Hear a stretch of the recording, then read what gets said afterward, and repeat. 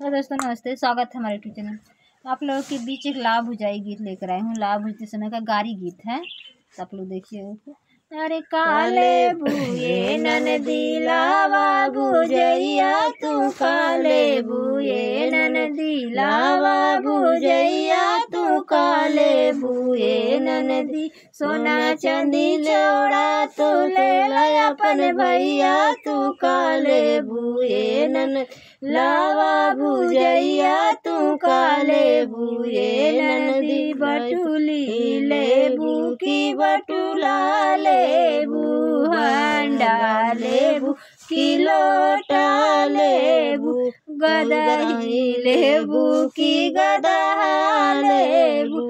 सोना चांदी चौड़ा तू ले ला अपन भैया, तू काले बुए ननदी लावा बुझैया, तू काले बुए ननदी लावा बुझवैया, तू काले बुए ननदी लावा बुझवैया, तू काले बुए ननदी। अरे काले बुए ननदी लावा बुझवैया, तू काले बुए ननदी लावा बुझवैया, तू काले बुए ननदी। थारी लेबू की लोटा लेबू, थारी लेबू की लोटा लेबू, गहना लेबू की चूड़िया लेबू।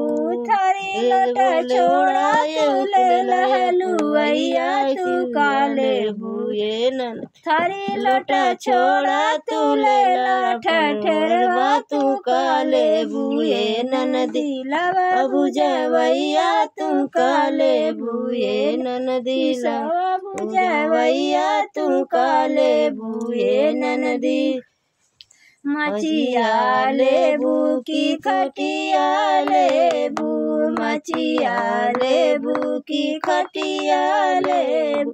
रुपया पैसा छोड़ा तू ले ला बजवा, तू काले बुए ननदी लावा बुझवैया, तू काले बुए ननदी। खटिया मचिया छोड़ा तू ले ला बढ़ैया, तू काले बुए ननदी लावा बुझवैया, तू काले बुए ननदी। 10-20 लेबू की 20 लेबू, 10-20 लेबू की लेबू हजारी, 10-20 लेबू की लेबू हजारी।